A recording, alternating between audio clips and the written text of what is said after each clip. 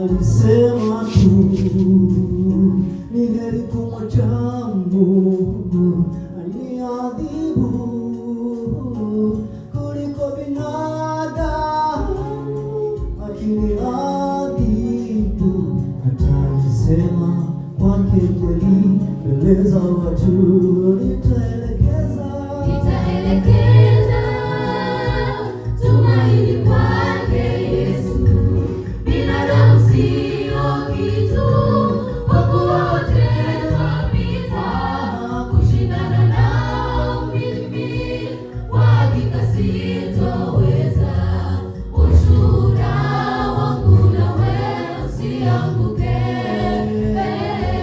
Nitaelekeza tumaini kwake Yesu. Binadamu sio kitu, kwa kuwa wote twapita. Kushindana nao mimi kwa hakika sitoweza. Ushuhuda wangu nawe usianguke.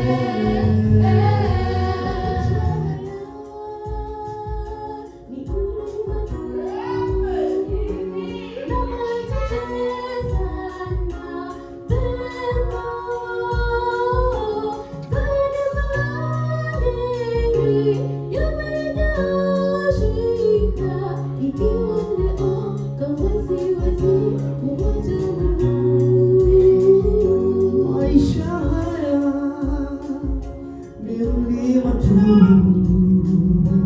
na wala chache sana mteremko zaidi. Mara nyingi yamejaa shida, ikiwa leo kama siwezi kumwacha Mungu, nitaelekeza